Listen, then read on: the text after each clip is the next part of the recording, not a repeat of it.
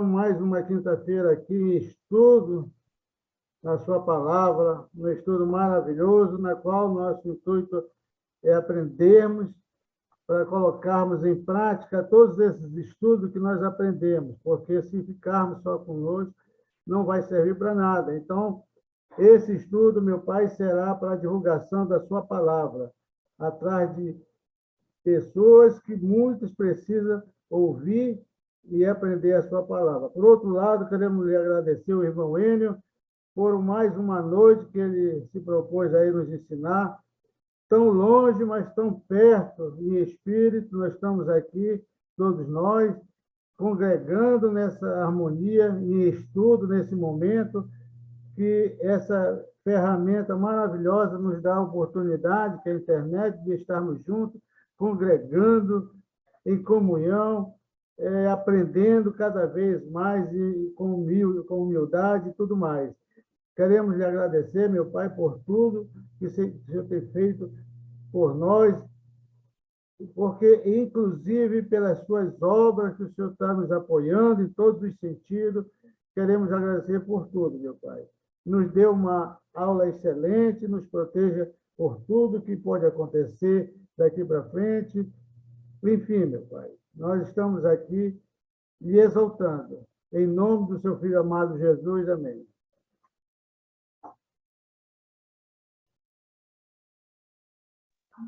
Nós estamos em que livro mesmo, hein? Lucas 2, seu Enio, capítulo 2 hoje. Ok, obrigado.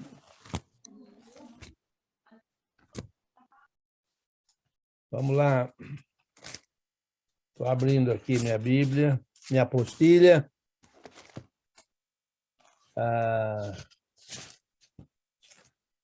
Capítulo 2, muito bom, estou chegando lá. Cheguei. Então, Lucas, um médico, né? Cristão gentil, escrevendo a um tal de Teófilo em Roma, sobre Jesus Cristo, e a meu modo de ver, explicando a Teófilo quem era o mestre de Paulo, né? Então, ele fez uma coletânea, né? Ele fez uma pesquisa, ele era um médico, agora acompanhante de Paulo. A gente nota ele com Paulo na segunda viagem missionária, e depois a gente nota ele com Paulo na quarta viagem missionária, e provavelmente ele tenha ficado com Paulo a partir da quarta viagem missionária até o fim da vida de Paulo, né? Mas ele escreveu 2 livros a Teófilo, né? O primeiro é Lucas, o segundo é Atos. Foi quem mais escreveu no Novo Testamento em número de palavras, né? Não em número de livros. Em número de livros nós sabemos que é Paulo, né? O apóstolo Paulo. Mas, em todos os casos, ele fez uma pesquisa detalhada sobre Jesus Cristo. Ele deve ter pesquisado, conversado com Maria, mãe de Jesus, com vários apóstolos, certo? Como o apóstolo João, certo? O apóstolo bem, Paulo, é claro, né? Paulo, ele estava com Paulo, e tudo indica que o livro foi escrito ali mais ou menos no ano 60, por aí, no início da década 60, certo? Bem antes da destruição de Jerusalém, né? E assume-se que Paulo e Pedro, que são 2 personagens principais do livro aqui não, em Atos, aqui não. Aqui o personagem principal, sem dúvida alguma, é Jesus, né? No livro de Lucas. E é bem provável que Paulo e Pedro, que são mencionados no segundo livro, já morressem ali antes do ano 70. Então, tem aí uma diferença de tempo. Eu estou falando um pouquinho sobre Atos, não há necessidade, mas como é o segundo livro de Lucas, só como introdução, né? O livro de Atos, então, teria sido escrito aproximadamente provavelmente aí pelo ano, eu diria pelo ano 64, por aí, né? 60 por aí. Provavelmente uns pouco tempinho, uns 2, eu diria no mínimo uns 3, 4 anos depois, né, de Lucas, né? Que Paulo estava sendo levado preso, então, em Atos, então, Lucas começou antes da prisão de Paulo, né? Quer dizer, antes da viagem de Paulo para Roma, e Paulo ficou preso 2 anos em Roma, e provavelmente o livro foi escrito, Atos foi escrito bem no final da prisão de Paulo. Mas, todos os casos, tentando ligar os 2 livros, né? Que são, pelo menos, pelo mesmo autor, Lucas, a mesma pessoa, Teófilo, né? Lá de Roma. Bem, como eu falei, ele pesquisou muito, é o Evangelho, Mateus, Marcos, Lucas e João.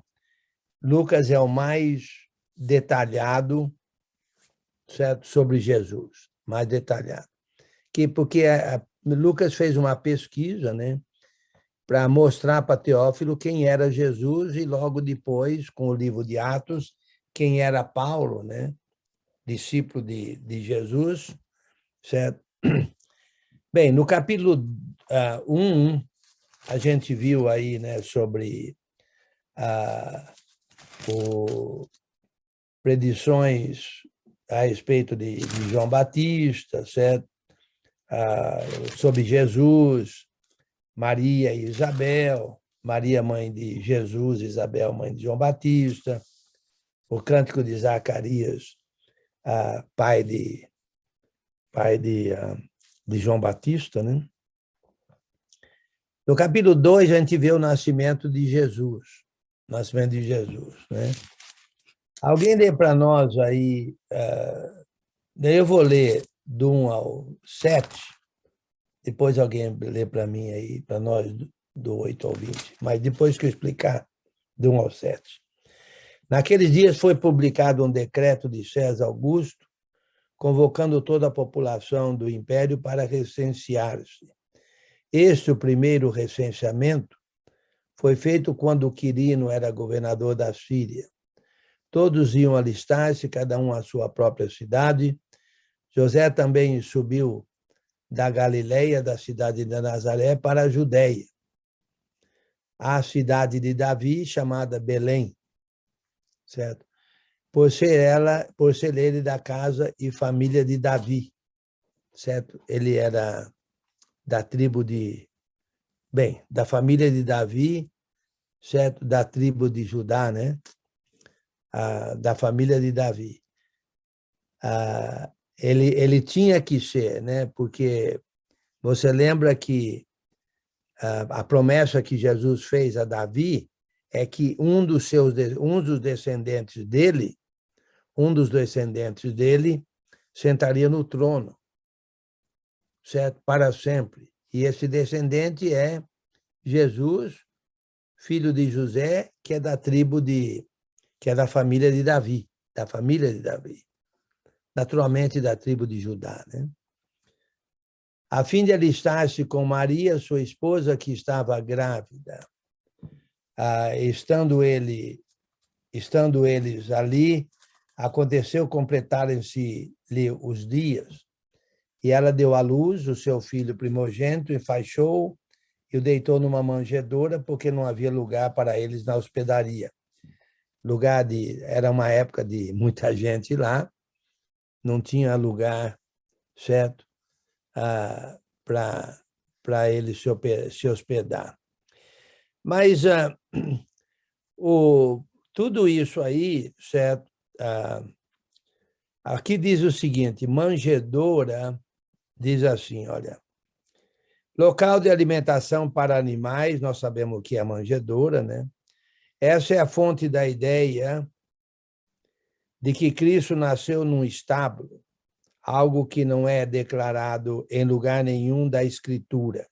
A tradição antiga afirmava que ele nascera numa gruta, possivelmente uma que era usada para abrigar animais, mas não é apresentada nenhuma descrição do local. Não havia lugar para eles na manjedoura, possivelmente porque havia muitas pessoas retornando à sua antiga cidade para registrar-se no censo. Quer dizer, isso aí tudo é história, ok? História. Agora, muito da história, nem toda, mas muita da história é profética, né? É profética. Isso quer dizer o seguinte, quer dizer que Deus disse lá atrás que aconteceria e Deus lá adiante concretizou, confirmou, ou não sei qual seria uma palavra certa, talvez realizou, ou talvez seria ele cumpriu a profecia. A meu modo de ver, é mais concretizou. Não é bem, também não sei se é a palavra certa. Ele disse que aconteceria e ele disse que aconteceria e ele fez com que acontecesse, ok? Jesus deu as profecias e Jesus cumpriria todas as profecias, ok?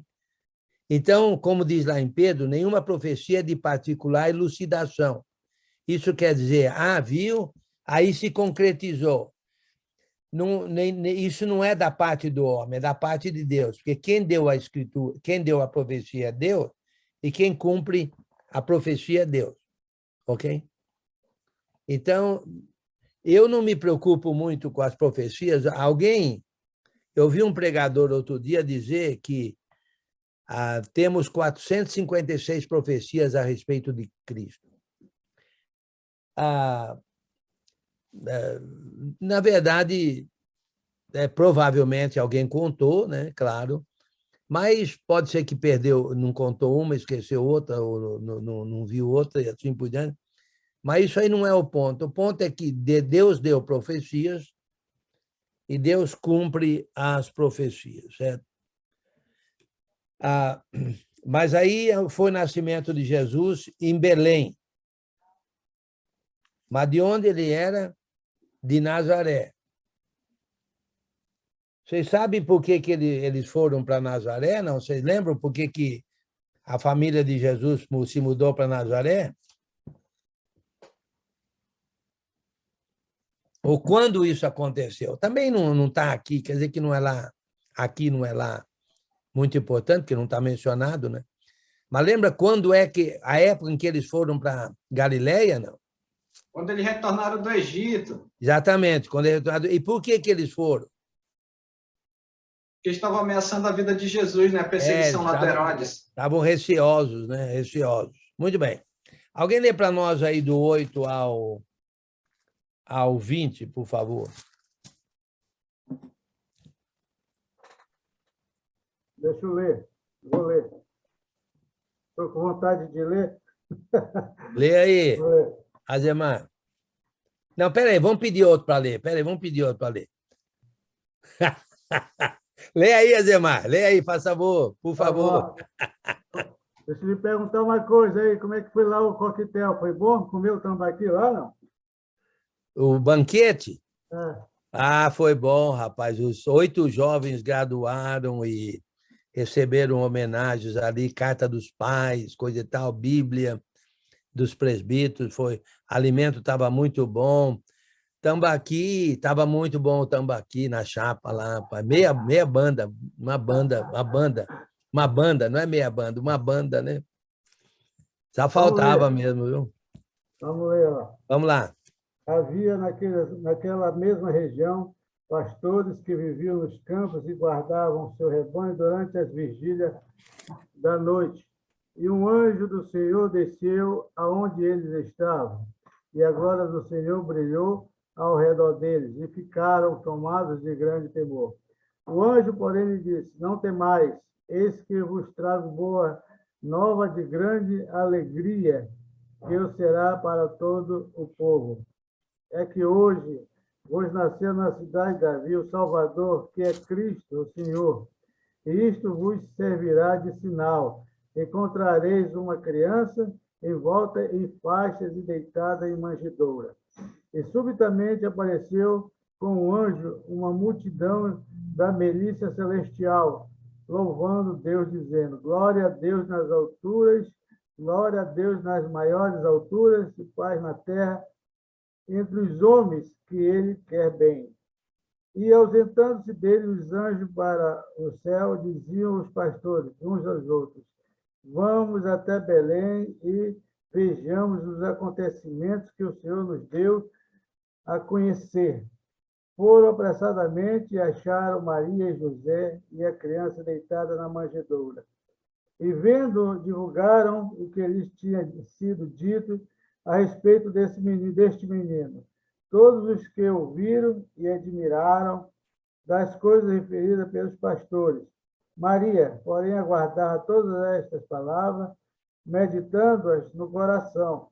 Voltaram, então, os pastores, glorificando e louvando a Deus por tudo o que tinham ouvido e visto, como lhes fora anunciado. Muito bem. Ok. Tem muita coisa aqui que a gente não sabe o porquê, né? Deus é que sabe, né? Mas havia naquela mesma região região de Belém, né? De Belém. Parece que lá tinha pastores, bons pastos, assim por diante. Né? Então, havia naquela região pastores que viviam nos campos, guardavam o seu rebanho durante a vigília da noite. Aí um anjo do Senhor apareceu e contou para eles, né, o que aconteceu, né? O anjo disse que eis que vos trago boa nova de grande alegria, que o será para todo o povo, é que hoje vos nasceu na cidade de Davi o Salvador, que é Cristo Senhor, o Salvador, que é Cristo, ou seja, o Messias, o prometido, o Senhor. E isso você virá de sinal. Aí vai ter uma manjedoura, vocês vão encontrar a criança numa manjedoura, certo? Aí apareceu uma grande multidão da milícia celestial, de anjos, né? Dizendo: glória a Deus nas maiores alturas e paz na terra entre os homens, a quem ele quer bem. Sem dúvida alguma, paz seria através do menino, né? Através de Jesus, né? Que nasceu. Os anjos foram embora, então os pastores falaram assim: vamos até Belém e vejamos os acontecimentos que o Senhor nos deu a conhecer. Foram lá, acharam Maria, acharam José, acharam a criança, e eles divulgaram por todos os lugares o que tinha sido dito a eles. Certo? E todos que ouviram se admiraram das coisas, né, referidas pelos pastores.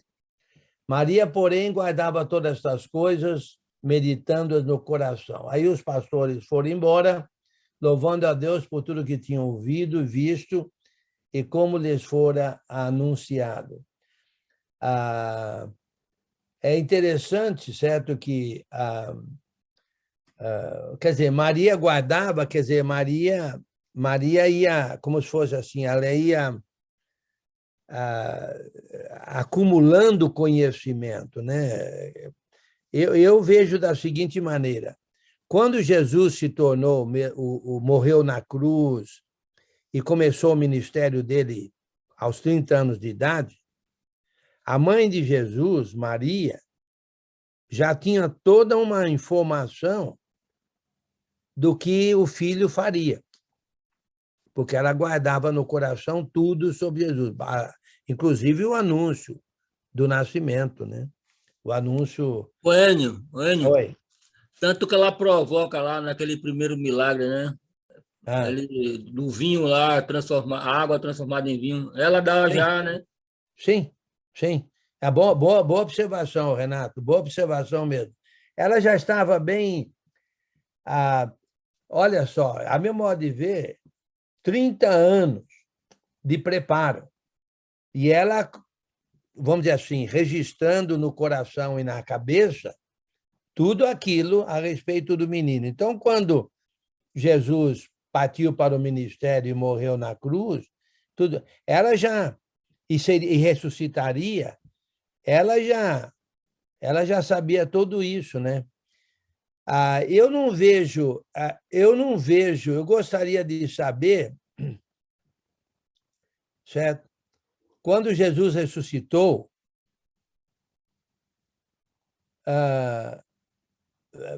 tem muita coisa ali que não é dito, né? Que ele fez.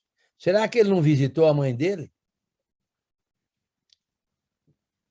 Quer dizer, já não era mais mãe, né? Aquele já tinha morrido, agora ele era o Salvador, mas eu acho, vou dar minha opinião aqui, né? Que ele teria ido lá visitar com a mãe dele, certo? E ela sabia de tudo já, estava tudo registrado. Agora, um ponto interessante aqui, deixa eu ver aqui onde é que eu estou aqui, eu mexi na minha Bíblia aqui. Um ponto interessante aqui é que também os pastores, contando o que aconteceu, isso aí confirmava ainda mais aquelas pessoas ali de Belém, certo? Tem alguma coisa especial sobre esse menino aí, entendeu? Tem coisa especial sobre esse menino aí, né? Vamos ficar de olho aí, vamos ver o que vai acontecer. Quem é esse menino aqui? Pastores chegaram e falaram: olha, os anjos contaram para nós. Um anjo contou para nós, outros anjos glorificaram, e nós viemos aqui. Isso aí deve ter fundido a cuca de muita gente, né? Pô, mas o que é isso? Quem é esse menino? Entendeu? Quem é esse menino? Então, isso aí ajudava. Agora, interessante também, eu acho uma coisa interessante. Fala aí, Giovanni. Irmão Enio, só para ver se meu raciocínio está correto. Nós lemos aqui, apareceu 3 vezes, envolveu em panos e colocou numa manjedoura. Depois os anjos falaram aos pastores isso: encontrarão um bebê envolto em panos, deitado na manjedoura. Depois, lá no 16, e o bebê estava deitado na manjedoura. Isso vem mostrar a humildade de Cristo, porque Deus poderia ter pedido para Jesus nascer numa família da linhagem de Davi, mas rica.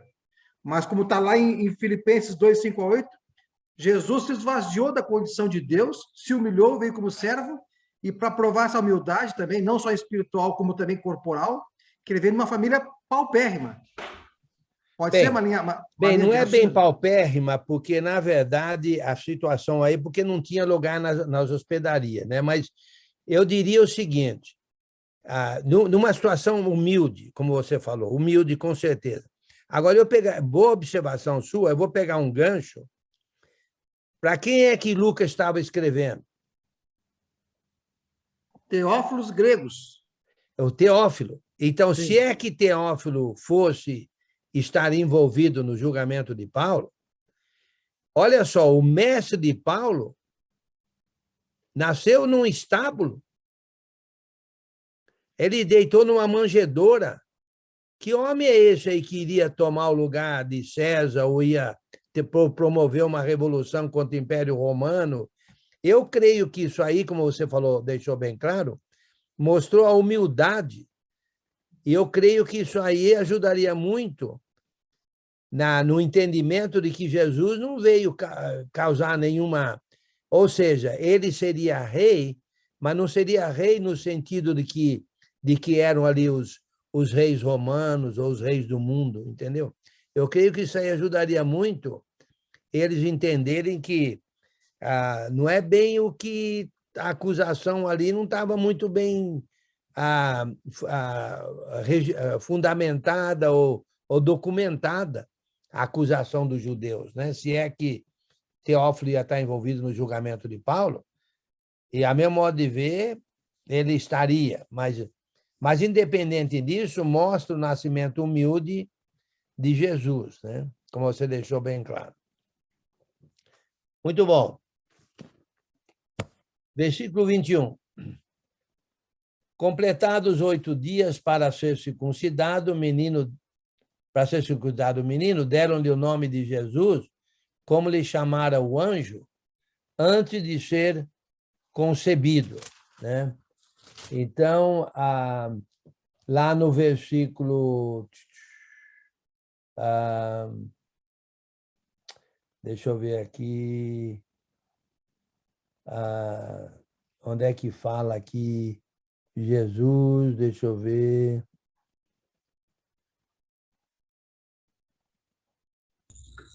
1:31, Enio. Ok, obrigado. Eu estou querendo achar aqui, não consegui. Isso, 1:31, obrigado. 1:31, certo? Obrigado, Anderson. 1:31. Ok. Então, agora, circuncidado, Jesus era judeu, ok? Judeu. Então, os meninos eram circuncidados ao 8º dia. Jesus não era nenhum rebelde contra a lei de Moisés, não era nem os pais, não foram aconselhados a ser rebeldes pelo anjo, muito ao contrário.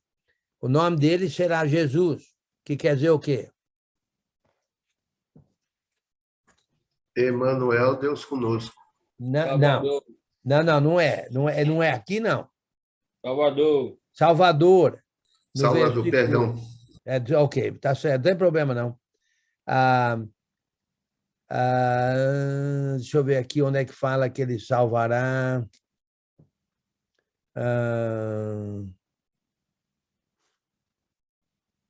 Deixa eu ver aqui se está dizendo aqui que ele salvará o povo. Mateus 1:22, né? Mateus 1:22, mas não está aqui em Lucas, não, né? Em Lucas 11 tem ali o Salvador, que é Cristo o Senhor. Sim, mas nós estamos vendo aqui no nascimento. É 1:22, você falou aí, Sandro? O nome Jesus é 1:21, né? 1:22, é isso? Não, o nome não, aí não. Aí já não é comigo. Vamos abrir lá. Vamos abrir lá. 1:32, filho do Altíssimo. Será chamado filho do Altíssimo. Altíssimo. 1:21, né? Mateus 1:21. 1:31 fala que ele é Jesus, e 1:32 ele será grande e será chamado filho do Altíssimo. Sim, mas estou dizendo aqui por que deram o nome de Jesus, né? Eu acho porque Jesus quer dizer Salvador.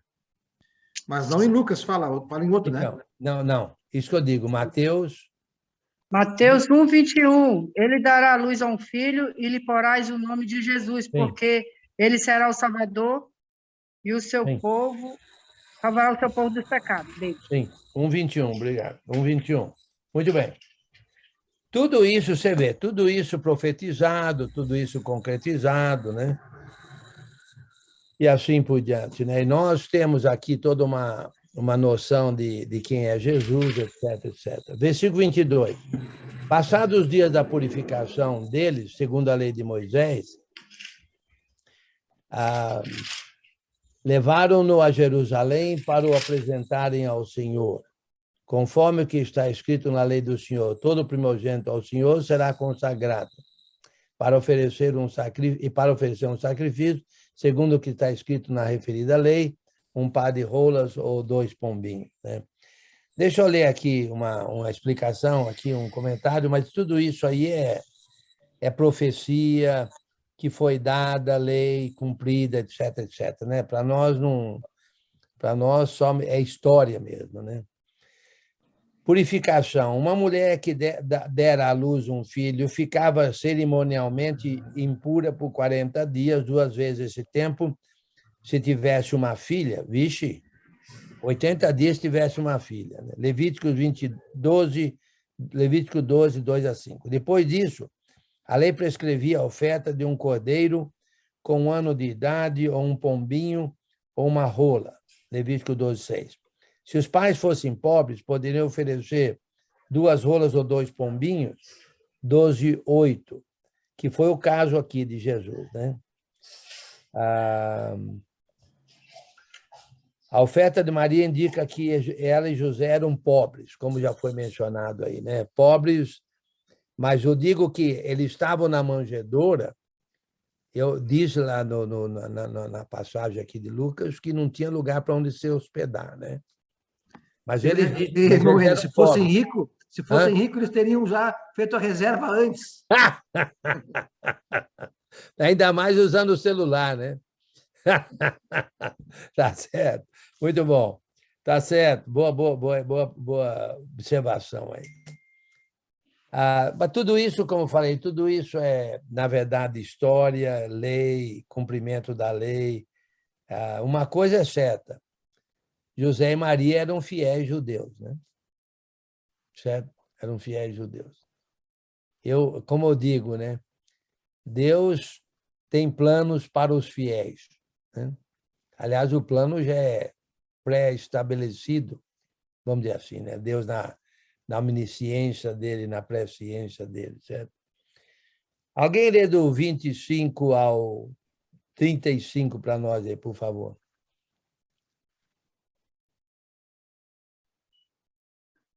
Vou ler.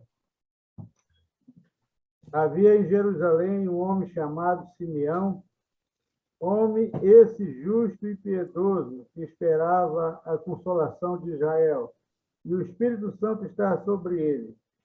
Revelara-lhe o Espírito Santo que não passaria pela morte antes de ver Cristo do Senhor.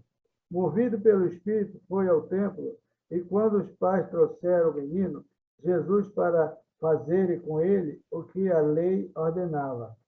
Simeão o tomou nos braços e levou a Deus, dizendo: Agora, Senhor, pode despedir em paz o teu servo, segundo a tua palavra, porque os meus olhos já viram a tua salvação, a qual preparaste diante de todos os povos, luz para a revelação aos gentios e para a glória do teu povo de Israel. E estavam o pai e a mãe do menino admirados do que ele se dizia. Simeão os abençoou e disse a Maria, mãe do menino: Eis que este menino está destinado tanto para a ruína como para levantamento de muitos em Israel, e para ser alvo de contradição. Também uma espada trapassará a tua própria alma, para que se manifestem os pensamentos de muitos corações. Interessante, né? Aí uma profecia aí, né? Uma profecia, né? Revelar ali o Espírito Santo que não passaria pela morte onde ver o Cristo do Senhor, né?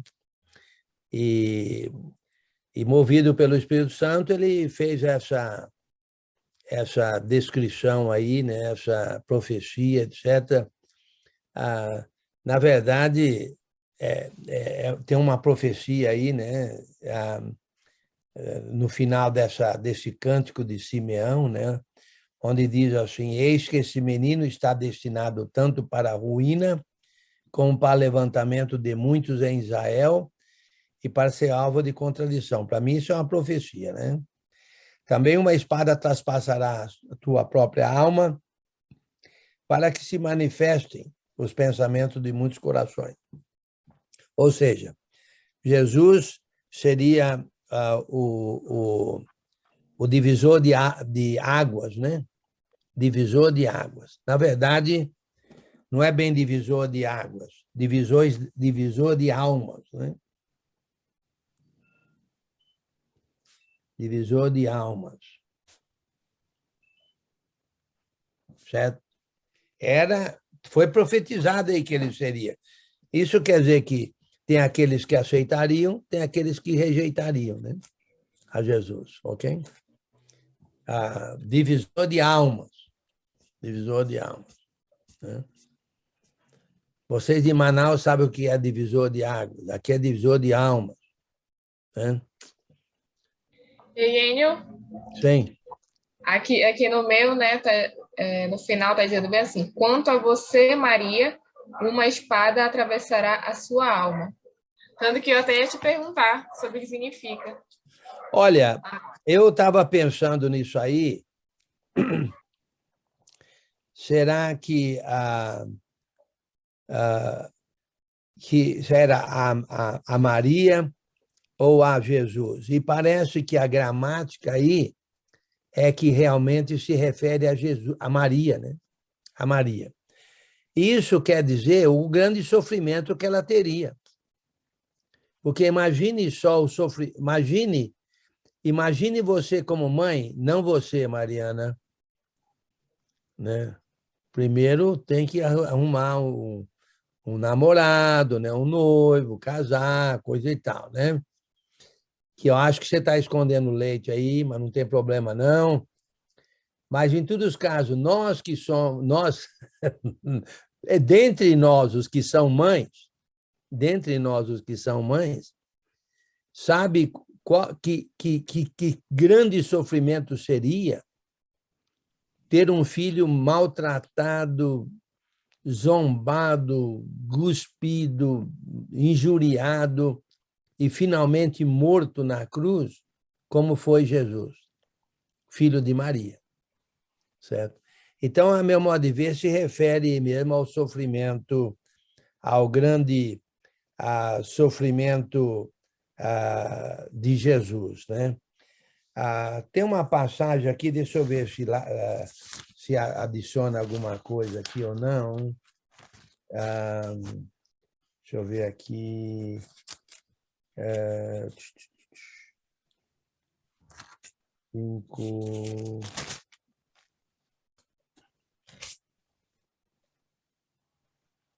Não, tem uma passagem aqui em João que diz que Maria estava junto à cruz, né?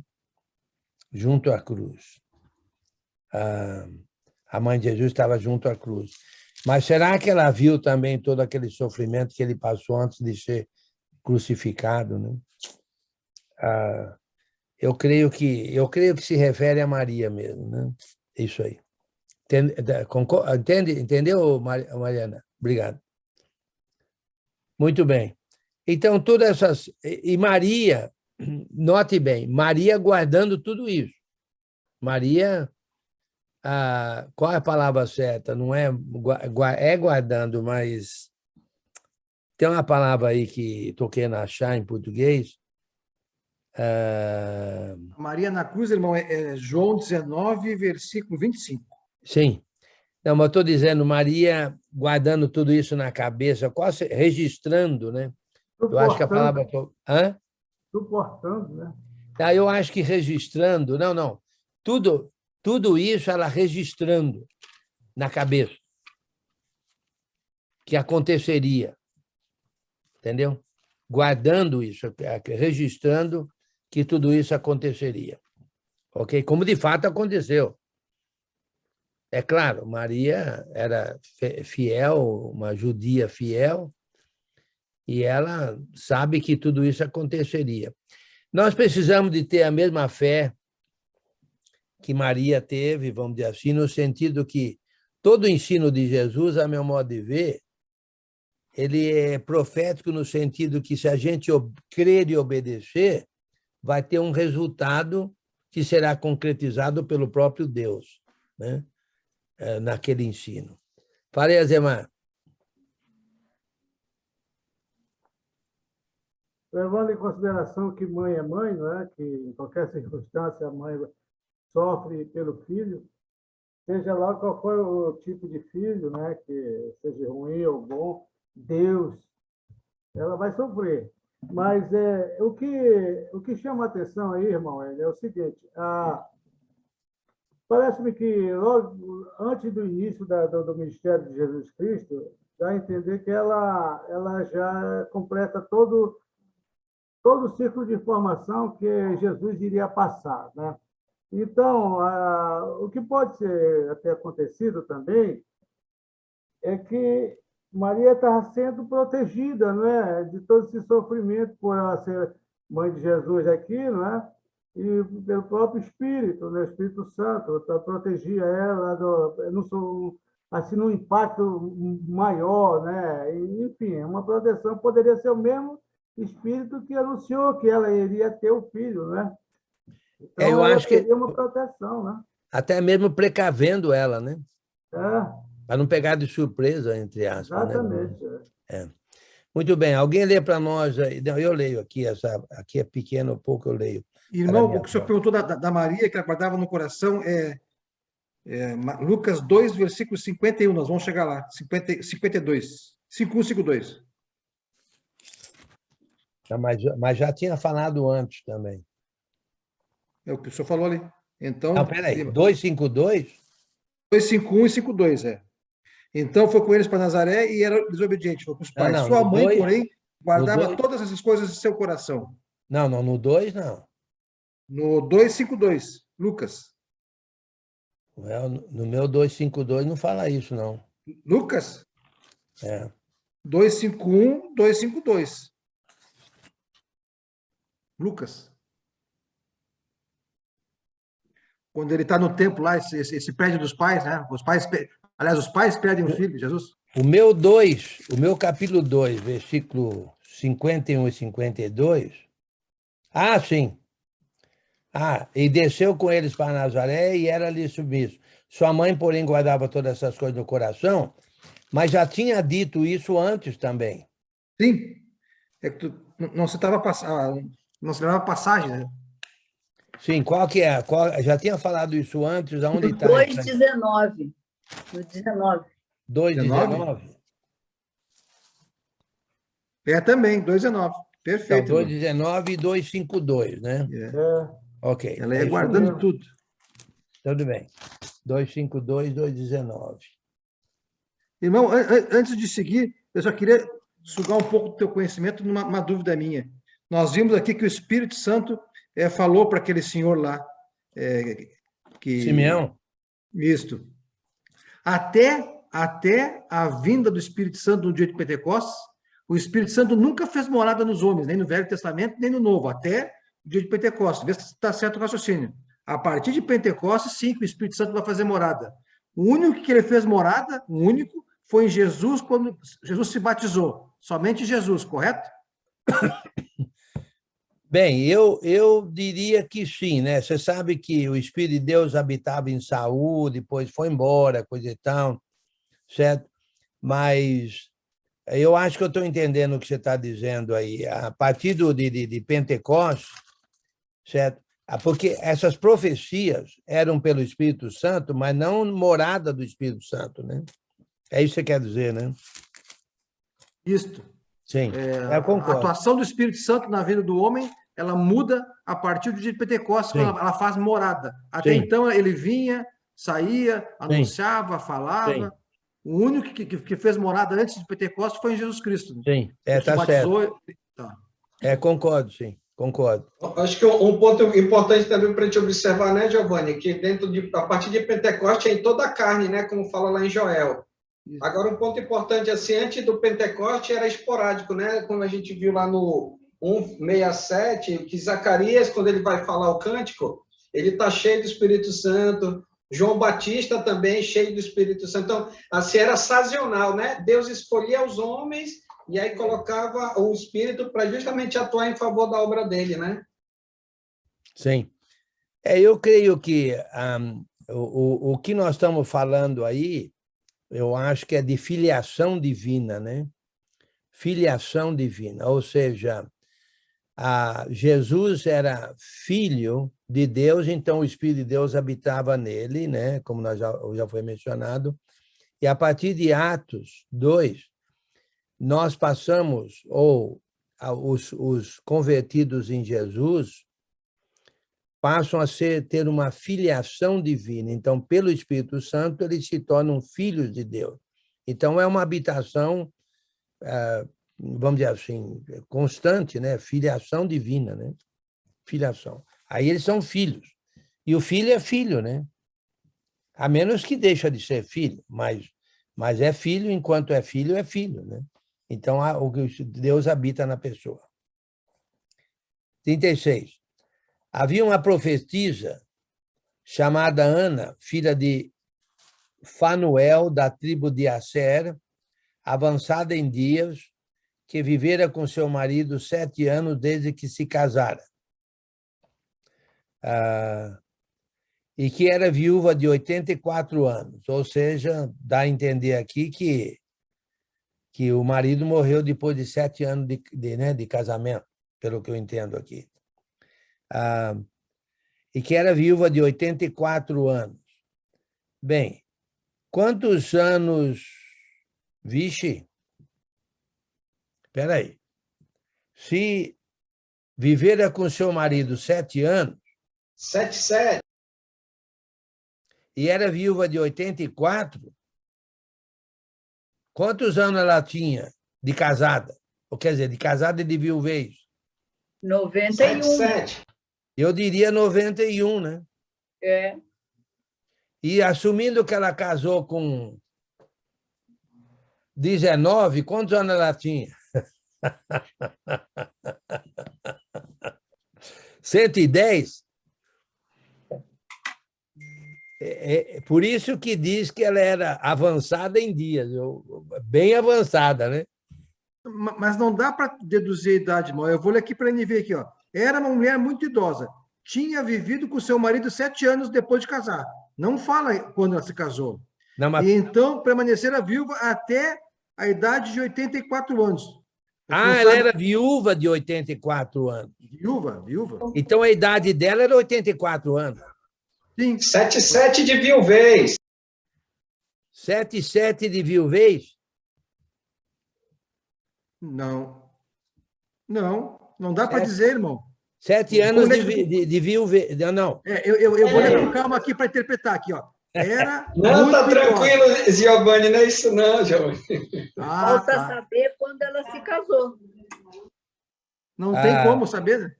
Deixa eu ler aqui. Ela casou e ficou... Ela tinha 84 anos, parece, né? E ela era viúva de... Então, ela era viúva de quantos anos? Ela era viúva... Ela tinha 84 quando era viúva. Ela permaneceu viúva... Não, eu acho que não. Não, aqui, ó. Olha aqui, ó. Ela permaneceu viúva até os 84 anos. Ela ficou com o marido 7 anos casada e ficou viúva até a idade de 84 anos. Eu acho que ela tinha 84 anos e o marido... E ela era viúva. Ela era viúva desde 7 anos de casada. Mas ela tinha 84 anos. Então, 84 anos. Vixe, deixa para lá. Deixa eu ler um comentário aqui. Isso provavelmente indica que a idade dela era de 84 anos, que é o que eu estou dizendo. Não que ela fosse viúva havia esse tempo, que também é o que eu disse. Uma vez que se fosse viúva 84 anos, depois de um casamento de 7 anos, ela teria, no mínimo, 104 anos de idade. Então, ela era viúva há 7 anos e tinha 84 anos de idade. Ok? De idade. Sim. E ela era casada, mas... Total. Só isso, né? Só isso de informação. Ok. Essa não deixava o templo, mas adorava noite e dia em jejuns e orações. 84 anos. E chegando naquela hora, dava graças a Deus e falava a respeito do menino a todos que esperavam a redenção de Jerusalém. E chegando naquela hora, que hora, hein? A hora que chegou os pais com Jesus. Eu diria que na hora ali de Simeão, na hora que chegaram os pais de Jesus, naquela hora ali, ela falava a respeito do menino a todos que esperavam a redenção de Jerusalém. Ou seja, ela falava da redenção de Jerusalém que ocorreria com Jesus. Interessante nessas profecias aqui, após o nascimento de Jesus. Após o nascimento de Jesus. Né? O Enio. Oi.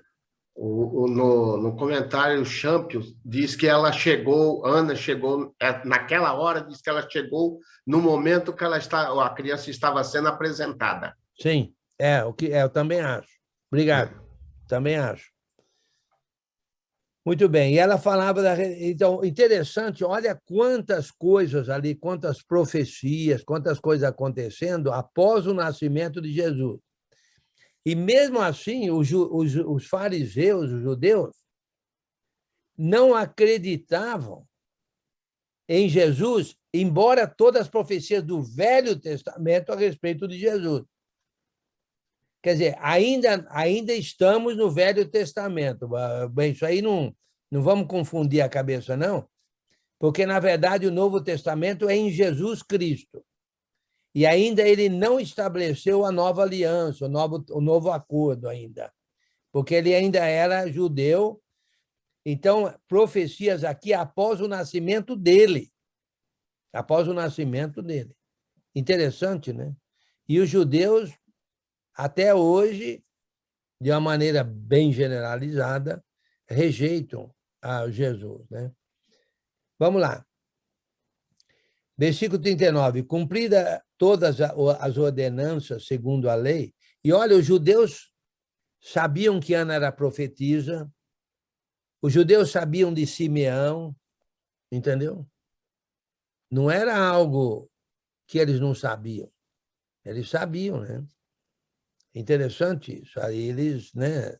E eles não acataram a profecia de Simeão, não acataram o cântico de Simeão, não acataram a profecia da profetisa Ana. Né? Interessante, né? Porque senão aceitariam Jesus. Né? Versículo 39. Cumpridas todas as ordenanças segundo a lei do Senhor, voltaram para a Galileia. Então, Jesus estava com quanto? Qual era a idade de Jesus aí? Idade de Jesus. 8 dias. 12? 8 dias. 8 dias. 8 dias. 8 dias. Voltaram para a Galileia, para a sua cidade de Nazaré. Crescia o menino e se fortalecia, enchendo-se de sabedoria, a graça de Deus estava sobre ele. E Maria, vendo tudo isso, reconhecendo tudo isso, sabendo de tudo isso. Interessante, né? Agora, uma outra coisa que nós podemos também concluir a respeito de Maria, Jesus, aqui no versículo 40, crescia o menino, se fortalecia, enchendo de sabedoria, a graça de Deus estava sobre ele. Jesus era o filho mais velho de Maria, correto? Correto, né? E o pai não é José. Já aprendi. O pai não é José. O pai não é José. Mas é o filho mais velho, porque ela era ainda virgem, certo? Quando ela foi, o Espírito Santo, né, deu o filho, vamos dizer assim, e nasceu Jesus, certo? Mas depois de Jesus, nós sabemos de 4 irmãos que ele teve. Judas, Tiago, Simão.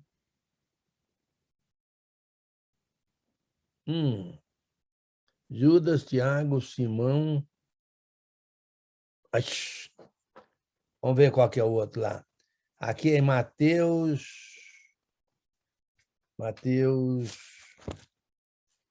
Deixa eu ver, alguém me lembra aí onde é que está? Mateus. Deixa eu ver aqui. Eu vou procurar saber já para vocês, eu te falo onde é que é. Mateus.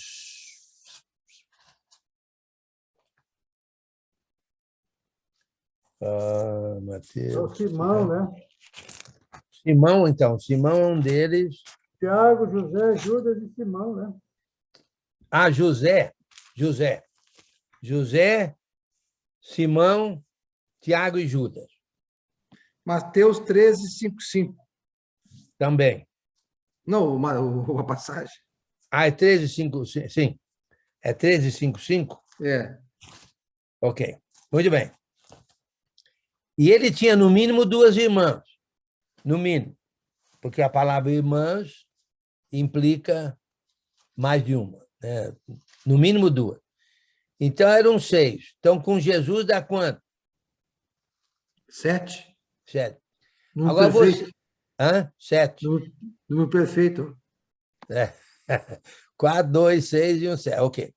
Agora, me diga uma coisa. Você acha que Maria, se Maria ficasse,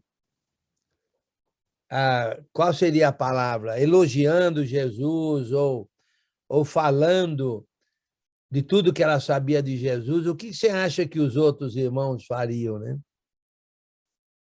Eu acho que eles teriam muita inveja, né? Vai lá para os filhos de Jacó, que você tem a resposta de José. Exatamente. Vai lá com José, você vai ver o Eles que iam ficar com ciúme do irmão deles. Ciúmes, exatamente. Então, é uma outra interpretação por que Maria guardava, né? Certo? É por isso, irmão N, eu acredito que por isso que Maria era constantemente orientada pelo Espírito Santo para todas as coisas, né? Para não atrapalhar o ministério de Jesus. Né? Eu era o filho, eu sou o filho mais bonito da minha mãe, mas ela nunca falou, para não deixar os outros com ciúmes. Acho eu, né? Ok. A dona Maria pode dizer isso, né? A Maria vai concordar que eu sou o mais bonito dos 3 filhos da minha mãe. Mas, amém, ela falou. Mas o quê? Em todos os casos, a gente nota que crescia o menino e se fortalecia, enchendo-se de sabedoria, e a graça de Deus estava sobre ele. Agora, eu gostaria de saber o que é que os irmãos de Jesus pensavam, né? Porque ele demonstrava, eu creio que ele demonstrava sabedoria, demonstrava, né? Você sabe que, eventualmente... Mas que nem os próprios irmãos dele acreditavam nele, né? Sim, mas boa observação, Renato. Mas, eventualmente, 2 deles se tornaram grandes servos de Deus. Quem eram eles? Tiago e Judas. Tiago e Judas, né? Finalmente, né? Sim, finalmente, na prorrogação, né? Na prorrogação. Na prorrogação, exatamente. Interessante tudo isso, né? Muito bom. Ok, mas só para observação, né? Porque às vezes você é o único na sua família, né? Certo? E que cristão, ou dedicado a Deus, ou membro da igreja que Jesus estabeleceu, da igreja simples e não denominacional, coisa e tal, certo? Mas o que não seria, vamos dizer assim, é só lembrar que Jesus também foi assim, né? E, então, José teve esse problema lá com os irmãos dele, coisa e tal. Mas Jesus, Maria guardava essas coisas aí no coração. Muito bem.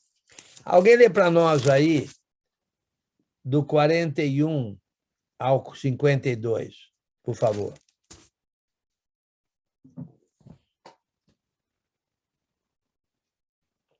Se ninguém se prontificar, tem um leitor aí que está disposto, hein? Vamos lá, no 41 ao 52, né? Ora, Anualmente iam seus pais a Jerusalém para a festa da Páscoa. Quando ele atingiu os 12 anos, subiram a Jerusalém, segundo o costume da festa. Terminados os dias da festa, ao regressarem, permaneceu o menino Jesus em Jerusalém, sem que seus pais o soubessem. Pensando, porém, estar ele entre os companheiros de viagem, foram caminho dia a dia e então passaram a procurá-lo entre os parentes e os conhecidos. E, não tendo encontrado, voltaram a Jerusalém à sua procura. 3 dias depois, o acharam no templo, assentado no meio dos doutores, ouvindo-os e interrogando-os. E todos os que ouviam, muitos se admiravam da sua inteligência e das suas respostas. Logo que seus pais ouviram, ficaram maravilhados. E a sua mãe lhe disse: Filho, por que fizeste assim conosco? Teu pai e eu, e aflitos, estamos à tua procura. E ele lhe respondeu: Por que me procurar? Não sabieis que me cumpria estar na casa de meu pai? Não compreenderam, porém, as palavras que lhe disseram. E desceu com eles para Nazaré, e eram-lhe submissos. A sua mãe, porém, guardava todas as coisas no coração. Deu 52 também, por favor. E crescia Jesus em sabedoria, estatura e graça diante de Deus e dos homens. Interessante você ver aí, você vê que no versículo 40 diz: crescia o menino e se fortalecia, enchendo-se de sabedoria, e a graça de Deus estava com ele. E no versículo 52, a mesma coisa, certo? A mesma coisa. E crescia Jesus em sabedoria, estatura e graça diante de Deus e dos homens. Muito bem. E aos 12 anos de idade, foram para Jerusalém. Olha, eles iam todo ano na festa. Todo ano. Na Páscoa, para a festa da Páscoa. Né? Olha só, dedicação deles, né? Todo ano eles iam lá. Mas aí, quando ele tinha 12 anos, então teria sido essa,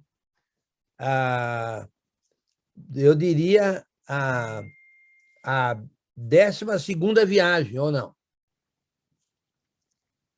Se todos os anos, anualmente... Exato, tinha 12 anos, né? 12 viagens, 12 anos, 12 viagens. E já estava, iam juntos, voltavam juntos, os parentes, os primos, Mas nessa viagem aí, depois de um dia de viagem de Jerusalém, cadê o menino? Cadê o menino? Aí aquela correria, e procura aqui entre os primos, e entre os irmãos, e entre parentagem. Deve ser uma turma grande que foi, né, de Nazaré, e não achava o menino. Voltaram. Onde é que ele estava? No templo, assentado no meio dos doutores, ouvindo-os e interrogando-os. Aí Maria perguntou: o que você fez, meu filho? Por que você fez isso? Falou: por que me procuráveis? Versículo 49. Não sabias que me cumpria estar na casa de meu pai? Olha, eu acho que Maria não sabia muito bem disso aí, não. Ela sabia o que aconteceria, mas não com 12 anos. Não com 12 anos. Espera aí, você tem que ficar adulto primeiro, tem que ficar crescido, etc. Não compreenderam, porém, as palavras que lhes dissera. E desceu com eles para Nazaré e era-lhe submisso. Era um filho obediente. Era um filho obediente, né? Agora, eu não, você já esqueceu o seu filho em algum lugar, não? Alguém aí? Ou já Minha mãe perdeu o já. seu filho? Já? Ou já perdeu o seu filho? Eu e a Maria fomos numa festa mexicana uma vez aqui nos Estados Unidos. E, de repente, cadê o Alex, rapaz? Barbaridade! Levaram o filho nosso. E aquele desespero da Mali. Falei, calma, muita calma nessa hora aí. Aí nós fomos lá no microfone da festa lá para anunciar. Perdemos um filho. O filho está perdido aí. Mas ele já estava lá, levaram ele lá. Porque já viu, criança, já viu, bobeou, ele se mandou, né? Bobeou, se mandou. E uma outra vez também interessante, uma outra vez nós estávamos eles eram pequenos, né? A gente estava no prédio da igreja todo domingo, e quando era à noite o culto, e dava sono na criança, e naquela época era uma época já um pouquinho menos perigosa, né? O Alex ia para o carro e deitava no assento de trás, né? Deitava ali no assento de trás ali. E nós fomos embora para casa, trancamos o prédio, tudo, fomos embora para casa. Chega lá, vai pegar o Alex do assento traseiro, cadê ele? Ui, esquecemos o filho lá no prédio. Volta lá para o prédio, abrir o prédio e pegar ele dormindo num banco lá atrás. Dormindo num banco. Mas é uma tristeza, né? Já pensou perder o filho, rapaz? E um dia de viagem, já estava um dia de viagem. Então, um dia para ir, um dia para voltar, e olha só, e levou quantos dias eles levaram para achar ele? Quantos dias? 3 dias. 3 dias. 3 dias depois,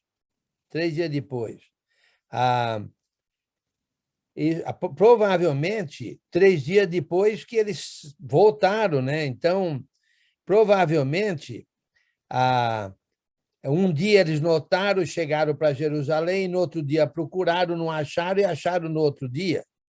Não sei. Mas 3 dias depois, né? E ele estava ali, né? Ele foi totalmente respeitoso, assumindo o papel de um aluno, mas mesmo nessa tenra idade, suas perguntas mostravam uma sabedoria que envergonhava os mestres. Ele não estava ensinando eles, ele estava ouvindo-os e interrogando-os. E eles notaram a inteligência dele nas perguntas que ele fazia. E nas respostas, a da sua inteligência e das suas respostas. Eu acho que eram respostas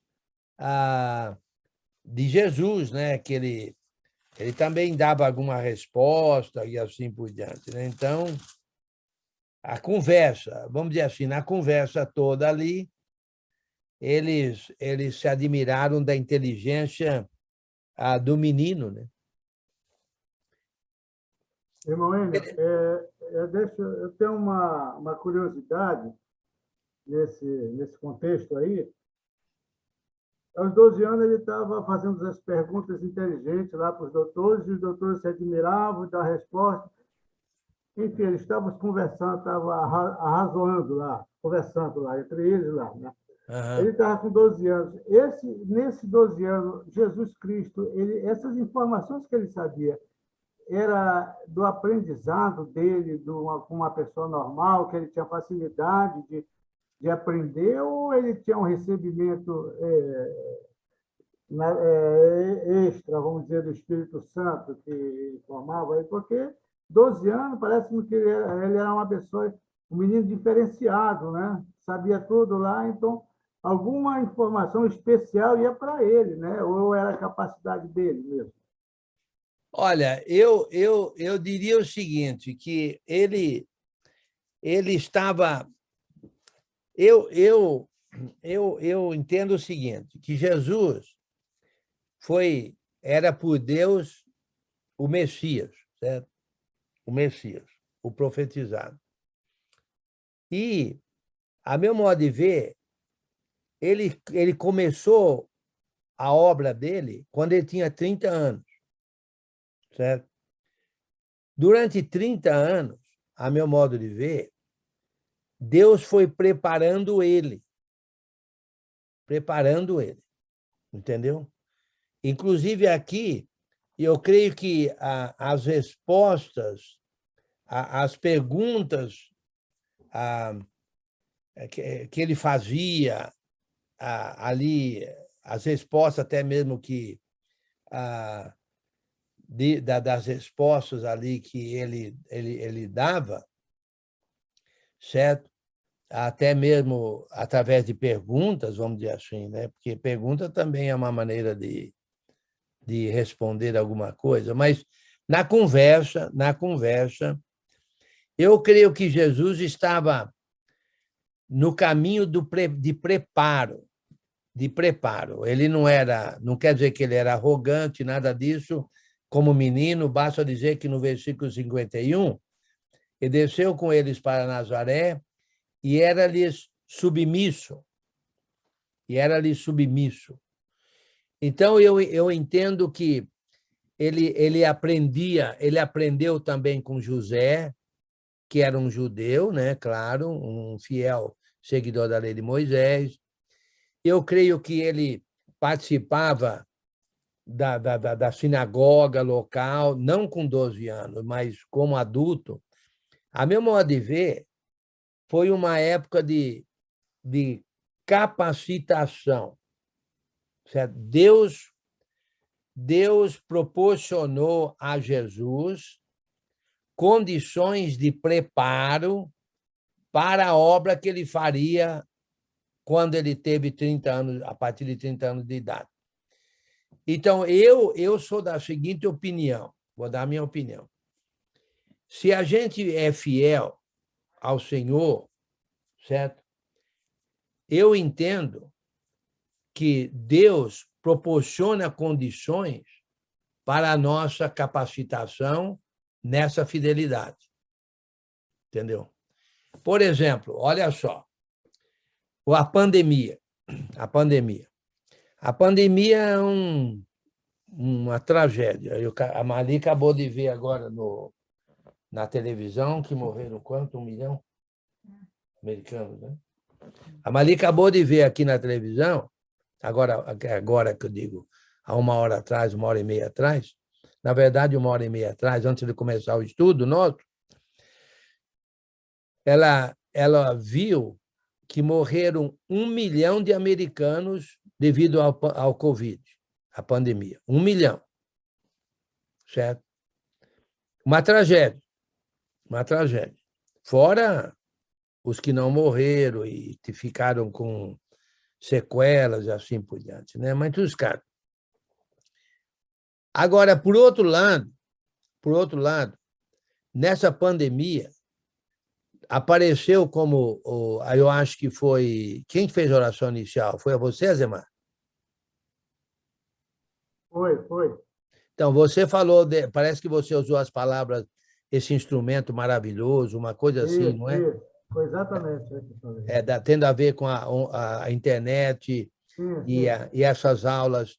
Olha só, eu estou nos Estados Unidos, certo? Exatamente por causa do Covid, eu devia estar no Brasil. Se Deus quiser, daqui uns meses a gente volta. Tem aí amazonenses aí, tem gente da Bahia que levantou a mão aí para não esquecer da Bahia. Tem gente aí coçando a barba branca, que é lá do Rio Grande do Sul. Tem gente de São Paulo. Tem gente... Da onde mais? Eu esqueci algum estado? Não? Roraima. Tem Amazonas aí. Não, eu falei Roraima. Quem é de Roraima? A Maria. É Porto Velho? Não. Boa Vista? Não, é Roraima. Boa Vista, Roraima. Ok. Mais algum lugar que eu esqueci? Algum estado? Pernambuco. Tá aí. Pernambuco? Quem que é de Pernambuco aí? Irmão Valdo de Brejão. Ah, ele está aí, né? Não vi. Oh, desculpa, irmão Valdo. Desculpa aí que eu não vi. Agora estou vendo aqui você aqui na lista aqui.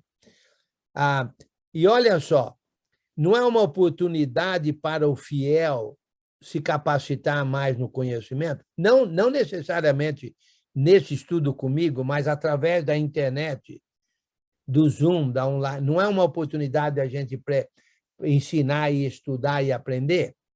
Mas, por outro lado, não é todo mundo que está fazendo uso, mas os fiéis, a meu modo de ver, Deus está proporcionando, mesmo nessa pandemia, condições da gente trabalhar para Ele, capacitar outros e ser capacitado para fazer a obra dele. Então, a meu modo de ver, Deus proporciona condições, e o menino Jesus, certo? Diz aí novamente no 52, e crescia Jesus em sabedoria, estatura e graça diante de Deus e dos homens, porque ele estava aprendendo, ele estava se instruindo, ele estava, né? Ou Deus estava ensinando direto, ou ele na sinagoga, nas viagens que fazia de Páscoa anualmente para Jerusalém, etc, etc. O pai dele, judeu, dedicado e assim por diante. Então, quando ele começou a obra dele aos 30 anos de idade, ele já estava bem capacitado, e aí, quando ele recebeu o Espírito Santo, aí já viu, né? Aí a capacitação foi perfeita. Eu digo o seguinte, pessoas que estão para aposentar, não vou falar nomes não, viu? Mas eu sei de vários, né? Que pode aproveitar para ir se capacitando para, quando aposentar, trabalhar a tempo integral na obra do Senhor. As condições estão aí. Temos que aproveitar as condições.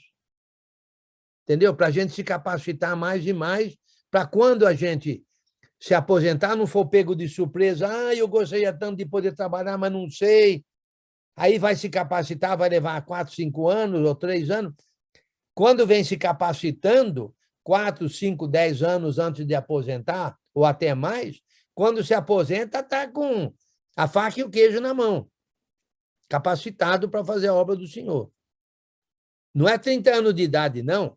30 anos de aposentadoria, ou 30 anos para aposentar, 35 agora, né? 35. Enio, tu já é aposentado, Enio? Já faz algum tempinho bom, viu? Eu me aposentei há 4 anos, é pior que estar na ativa. Eu sou escravo da esposa, eu estou arrependido. Mas não, aí... Eu sou empregado da esposa agora. Já que está parado, faz tal coisa. Já que está aqui, faz tal coisa. É todo dia. Esse é o problema. Já que a minha esposa não pode falar isso para mim, já que eu estou parado. Esse é o problema. Entendeu? Agora, já que eu ajudo um pouquinho, ajudo mais do que antes. De vez em quando eu lavo um garfo, lavo uma colher, entendeu? Olha a chinelada do lado aí, ó. Está do lado aí, não? Tá aqui, eu estou sendo cuidadoso no que eu estou falando aqui, porque está do lado aqui. Entendeu? O pior é quando você faz e ela diz que está mal feito, né? Então eu falo, então não vou fazer mais, porque eu não sei fazer. Não, mas olha, de fato, já que, entendeu? Mas acontece se a gente... Olha, eu estou aposentado, né? Não quero tocar trombeta, não é essa a ideia, naturalmente, é o assunto nosso. Eu estou aposentado há 18 anos. E eu trabalho tanto quanto eu trabalhava antes de aposentar. Então, minha esposa pode falar, já que você não faz nada, já que está aposentada, ela não pode falar isso. Não posso. Ela falou aqui, confirmou que ela não pode, acabou de falar. Porque ela sabe que a gente está trabalhando. Olha, aqui agora é 7h30 aqui.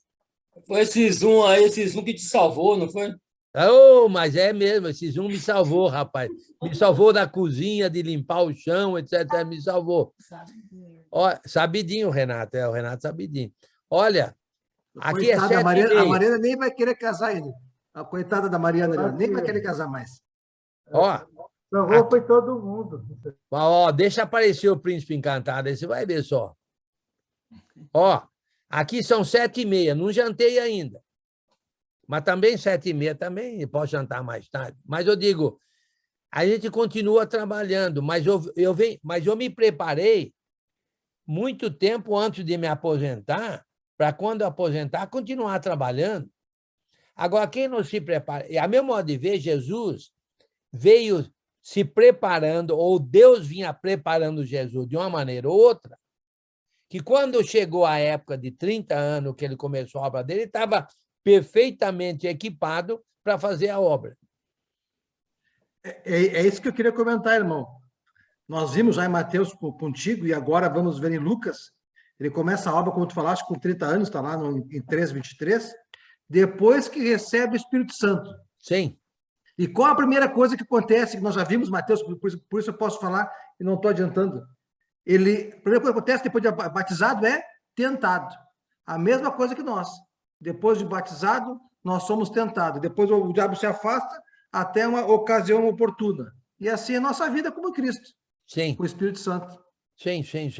Exatamente. Mas olha só, quando o Espírito Santo desceu sobre Jesus, ele já estava bem preparado, bem instruído para a obra do Senhor, entendeu? Aí, meu amigo, aí foi só, daí para frente, só alegria, entre aspas, né? Só trabalho, até a obra dele. Muito bem, vamos terminando, estamos no capítulo 3, estudamos o capítulo 2, um capítulo longo, né? O Lucas é um livro longo, o capítulo 3 também é longo, não é tão longo, naturalmente, mas vamos, olha, deixa eu deixar bem claro o seguinte, a gente aprende para amar, ok? Mas vamos saber amar, hein? Olha só, amor não é de qualquer jeito, não, viu? Tem lá, amor é benigno, amor é bondoso, amor tudo sofre, tudo crê, tudo suporta, não se ufana, não se ensoberbece, certo? O amor não arde em ciúmes, etc. Não se irrita, vamos dizer assim. Então, o amor é misericordioso, né? Porque nós somos filhos de Deus, Deus é misericordioso. Então, vamos amar através do conhecimento, mas amar de uma maneira correta, né? Certo? Irmão Wendel, eu fiz um pedido aí, antes da oração, eu fiz um pedido para oração. Depois eu falo. Alguém começou a falar, eu espero. Não, é só para... Quando o irmão Wendel fala sobre nós aprendemos para amar, por exemplo, fazendo as coisas amando. Por exemplo, nós estamos aprendendo para transmitir essas coisas para as outras pessoas. Eu aprendo para transmitir amando. É isso que você quer dizer? Sim, amando quer dizer de uma maneira bondosa, de uma maneira benigna, de uma maneira não causadora de problema, de uma maneira longânima, de uma maneira misericordiosa, etc. Sim. Não é só ensinar o que aprendeu, é ensinar de uma maneira amorosa, que é benigna, bondosa, carinhosa, etc., das qualidades do amor, né? Irmão Giovanni, quero te pedir licença. Eu quero fazer uma pergunta que já faz dias que eu quero fazer para você, irmão Wendel, e eu me esqueço. Agora me lembrei. Quando você fala todas as vezes que os judeus têm aí uma profecia lá em Romanos 8, lá, que algum dia eles vão se redimir e considerar que Jesus Cristo realmente é o Messias, enfim, ter consideração pela soberania de Jesus, que até hoje eles não têm, né? Eu tenho a seguinte opinião, que eles já sabem dessas coisas há muito tempo, eles não querem até hoje entregar o osso.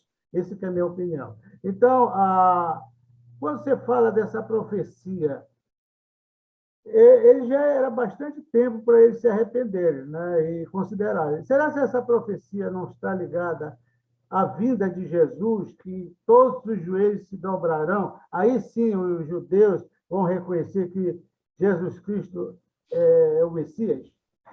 Olha, o que acontece é o seguinte, em Romanos 11, muitos acham que há uma profecia lá de que, eventualmente, os judeus vão aceitar o que eles já sabem sobre o Messias. Como você falou, eles não querem largar o osso, tudo bem, mas parece que vai haver um dia em que eles vão reconhecer que, de fato, Jesus é o Messias. É o Messias. Porque eles continuam esperando o Messias, o prometido, entendeu? O Cristo. Mas muitos acham que Romanos 11 há uma profecia que algum dia eles vão reconhecer que Jesus é o Cristo, o Messias, aí eles vão se converter a Jesus. Mas, como você falou, será que é no julgamento final? Mas o julgamento final já é tarde demais. Aí, mas eu creio, mas assim dizem aqueles que acham que há uma profecia lá, entendeu? Muito bem, Giovanni. Com base nessa fala do irmão N, então a volta de Cristo vai demorar muito pela guerra que está por aquela região lá. Pelo amor de Deus. Sim. Deus é longânimo. Demora para nós, né? Porque para Deus um dia é como não, para nós. Eu queria estar vivo na volta, mas seja feita a vontade de Deus, né? Então, tá... Não, ó, eu acho que você vai estar vivo na volta dele. Dormindo? Não sei de Abraão? Não. Porque lá em Tessalonicenses diz que os cristãos mortos ressuscitarão e os vivos serão arrebatados juntamente com eles em nuvens ao encontro do Senhor. Então, mas até lá eu vou estar dormindo, não sei de Abraão, tá vendo? Até lá, mas quando ele vier, você vai acordar. Vou acordar. Vai ressuscitar. Não, eu coloquei o pedido para os irmãos, amanhã, horário, eu começo, vou trabalhar, né, irmão? Vamos trabalhar para Deus. Começo na Rádio Escola da Bíblia, às 11 da manhã, toda sexta, com a leitura de Atos com pequenos comentários. O objetivo é transmitir o conhecimento que a gente vai recebendo dos decanos aí do Evangelho, e também, principalmente, que vocês entrem e divulguem para os crentes jovens crentes, não idade, assim, pouco tempo de caserna, como diz no meio militar, de igreja, de reino, e para os não cristãos, aqueles que não têm o hábito de ler a Bíblia, aí vão escutar o livro de Atos, alguns comentários, entre Lucas e outras coisas mais aí. É um trabalho que os irmãos, peço que os irmãos orem. Tá bom, irmão? Certo. E graças ao irmão Enio e os demais decanos aí, que eu escuto, que está me encorajando, e graças a Deus, em primeiro lugar, né? Esse trabalho aí. Muito bem. Vamos orar por isso aí, sim, com certeza. Muito bem. Vamos orar. Quem ficou de orar por nós aí, final? Sou eu. Não deixaram você ler, hein, rapaz? Também demorou, rapaz, demorou. Demorou, bobeou, dançou. O Azemar não larga o osso, né, Enio? O Azemar não larga o osso. Muito tempo fora, né? O Azemar estava inspirado. O Azemar estava inspirado para ler hoje. Isso é bom, viu? Isso é bom. Ele está com saudade de ler, ele está com saudade de ler. Aqui no sul a gente fala, né? A gente come a costela, aí larga o osso pro cachorro e eles não largam aquele osso. Não querem de jeito nenhum. Pega o osso e não larga. Sou igual os judeus. Vamos lá. Vamos orar. Podemos, Deus Pai Santo, te damos graça, Pai, mais uma vez, Senhor Deus, estamos reunidos, Senhor Deus.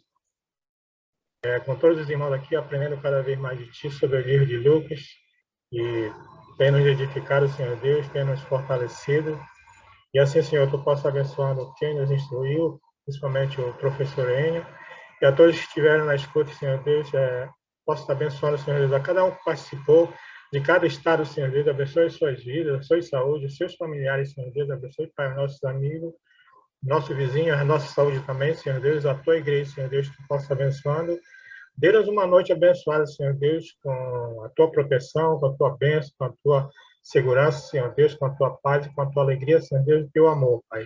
Por isso, Pai, queremos te agradecer por esta noite mais uma vez, usando o nome santo de Jesus, que nós oramos e agradecemos. Amém. Amém. Novamente, irmãos, muito obrigado pela presença de vocês, viu? Muito obrigado pela dedicação. Obrigada, irmão. Em aprender mais, viu? Em aprender mais, viu? Graças a Deus. Amém.